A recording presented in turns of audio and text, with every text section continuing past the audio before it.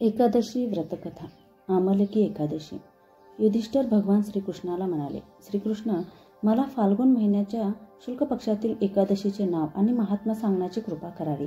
भगवान श्रीकृष्ण म्हणाले, श्रेष्ठ धर्मनंदन, फाल्गुन महिन्याच्या शुक्ल पक्षात एकादशीचे नाव आहे आमलकी. हिचे पवित्र व्रत विष्णू लोकाचीही प्राप्ती करणारे आहे. माधांत राजानेही महात्मा वशिष्ठ मुनींना अशाच प्रकारचा प्रश्न विचारला होता की ज्याच्या उत्तरादाखल वशिष्ठ मुनी म्हणाले होते, महाभाग, भगवान विष्णूने थुंकल्यावर ज्याच्या मुखातून चंद्रासमान कांतिमान एक बिंदू प्रकट होऊन पृथ्वीवर पडला, त्यापासून आमलक, आवळ्याचा महान वृक्ष उत्पन्न झाला, जो सर्व वृक्षांचा अधिभूत म्हटला जातो. ह्याच वेळी प्रजेची उत्पत्ती करण्यासाठी भगवंतांनी ब्रह्मदेवाला उत्पन्न केले आणि ब्रह्मदेवाने देवता, दानव, गंधर्व, यक्ष, राक्षस, नाग आणि निर्मळ अंतकरणाच्या महर्षींना जन्म दिला. त्यांच्यापासून देवता आणि ऋषी त्या ठिकाणी आले जेथे विष्णुप्रिय आवळ्याचा वृक्ष होता. महाभाग, त्याला पाहून देवतांना खूप आश्चर्य वाटले, कारण त्या वृक्षाबाबत त्यांना काही माहिती नव्हती. त्यांना अशा प्रकारे आश्चर्यचकित पाहून आकाशवाणी झाली, महर्षींनो, हा सर्वश्रेष्ठ आमलकाचा वृक्ष आहे, जो विष्णूंना प्रिय आहे. याच्या केवळ स्मरणाने गोदानाचे फळ मिळते. स्पर्श केल्याने यापेक्षा दुप्पट आणि फळ सेवन केल्यास तिप्पट पुण्य मिळते. हा सर्व पापांचे हरण करणारा वैष्णव वृक्ष आहे. याच्या मुळाशी विष्णू, त्याच्यावर ब्रह्मदेव, खांद्यावर परमेश्वर भगवान रुद्र, शाखांमध्ये मुनी, डहाळीत देवता, पानामध्ये वसु, फुलांमध्ये मरुद्गण व फळांमध्ये सर्व प्रजापती वास करतात. आमलक सर्व देवमय आहे, म्हणून विष्णू भक्त पुरुषांसाठी हा परमपूज्य आहे. यासाठीच नेहमी प्रयत्नपूर्वक आवळ्याचे सेवन केले पाहिजे. ऋषी म्हणाले, आपण कोण आहात? देवता आहात की आणखीन कोणी?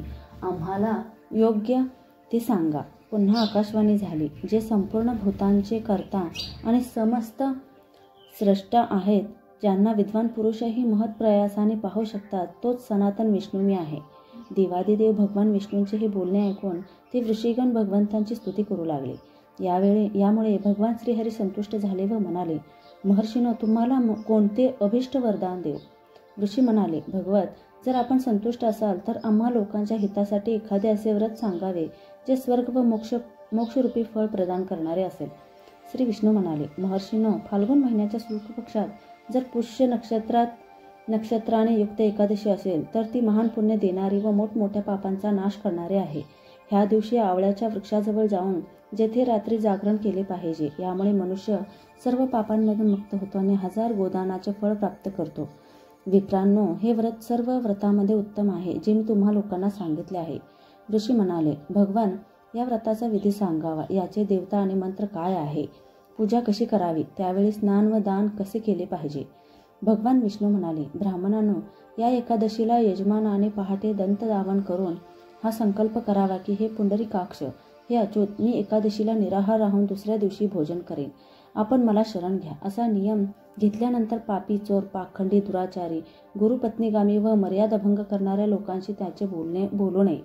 आपल्या मनाला ताब्यात ठेवून नदीत, तलावात, विहिरीवर किंवा घरातच स्नान करावे. स्नानापूर्वी शरीराला माती लावावी.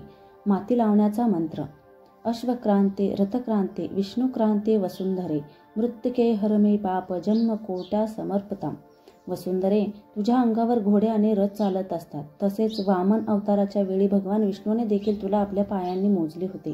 मृत्तिके, मी कोरडो जन्माजन्मे जी पापे केली आहेत, माझ्या त्या सर्व पापांचा नाश करा. स्नानाचा मंत्र: त्वमात सर्वभूताना जीवनतंतुरक्षकम स्वेद ज्योत भिज्ज जातीना रसानात पतये नम. स्नानोत सर्वतीर्थेषु हर प्रसदवनेषु नदीनो देव खाते तू इंद स्नान तुम्ही भवेत. जलाची अधिष्ठात्री देवी माता, तुम्ही संपूर्ण भूतांसाठी जीवित आहात. ते जीवन जे स्वेदज आणि उद्विज जातीच्या जीवांचे हे रक्षक आहेत. तुम्ही रसांची स्वामिनी आहात. तुम्हाला नमस्कार असो. आज मी संपूर्ण तीर्थांमध्ये, कुंडामध्ये, झऱ्यामध्ये, नद्यामध्ये आणि देवसंबंधी सरोवरामध्ये स्नान केले आहे. माझे हे स्नान वरील सर्व स्नानांचे फळ देणारे होवो. विद्वान पुरुषांनी परशुरामाची सोन्याची प्रतिमा बनवावी. प्रतिमा आपल्या शक्ती आणि धनानुसार 1 किंवा अर्ध्या माशाच्या सोन्याची असली पाहिजे. स्नानानंतर घरी येऊन पूजा व हवन करावे. यानंतर सर्व प्रकारची सामुग्री घेऊन आवळ्याच्या झाडाजवळ जावे. तेथे सभोवतालची जमीन झाडून लिंपून स्वच्छ शुद्ध करावी. शुद्ध झालेल्या भूमीवर मंत्रपाठकपूर्वक पाण्याने भरलेल्या नवीन कलशाची स्थापना करावी. कलशात पंचरत्ने आणि दिव्य गंध वगैरे टाकावे. पांढऱ्या चंदनाचा लेप करावा. त्यांच्या गळ्यात फुलांचा हार घालावा.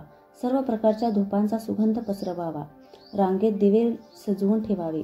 तात्पर्य हे आहे की सगळीकडे सुंदर व नयनरम्य दृश्य दिसावे. पूजेसाठी नवी छत्री, वाहन आणि वस्त्र देखील मागवून ठेवावे. कलशावर एक पात्र ठेवून ते दिव्य लहायांनी भरावे. मग त्याच्यावर परशुरामाच्या सोन्याच्या मूर्तीची स्थापना करावी. विश्वकाय नम म्हणून त्यांच्या चरणांची, विश्वरूपीय नम ने दोन्ही गुडघ्यांची, उग्राय नमने जाघाची, दामोदराय नमने कटिभागाची, पद्मनाभाय नमने पोटाची, श्रीवत्सधारिणे नमने छातीची, चक्रिणे नमने डाव्या हाताची, गधिने नमने उजव्या हाताची, वैकुंठाय नमने कंठाची, यज्ञमुखाय नमने मुखाची, विशोकनाधीने नमने नाकाची, वासुदेवाय नमने डोळ्यांची, वामनाय नमने ललाटाची, स्वरमात्मने नमने संपूर्ण शरीराची व मस्तकाची पूजा करावी. हेच पूजेचे मंत्र आहेत. त्यानंतर भक्तियुक्त चित्ताने शुद्ध फळाद्वारे देवादिदेव परशुरामांना अर्घ्य द्यावे. अर्ध्याचा मंत्र असा आहे. नमस्ते देव देवेश जामदग्न नमस्ते तू गृहना अर्धमीम दत्त मामलक्यत युत हरे. देवदेवेश्वर जन्मदग्नी मंदन श्री विष्णू स्वरूप परशुरामजी आपणास नमस्कार असो. नमस्कार असो. आवळ्याच्या फळाबरोबर दिलेले माझे हे अर्ध स्वीकार करावे. त्यानंतर भक्तियुक्त चित्ताने जागरण करावे. नृत्य, संगीत, वाद्य, धार्मिक उपाख्यान आणि श्री विष्णू संबंधी कथा, वार्ता इत्यादीद्वारे ती रात्र घालवावी. त्यानंतर भगवान विष्णूचे नामस्मरण करत करत आवळ्याच्या वृक्षाला 108 किंवा 28 प्रदक्षिणा घालाव्यात. मग सकाळी श्री हरीची आरती करावी. ब्राह्मणाची पूजा करून तेथील सर्व सामग्री त्याला अर्पण करावी. परशुरामाचा कलश, 2 वस्त्र, वाहन इत्यादी सर्व वस्तू दान कराव्या आणि ही भावना करावी की परशुरामांच्या स्वरूपात भगवान विष्णू माझ्यावर प्रसन्न व्हावे.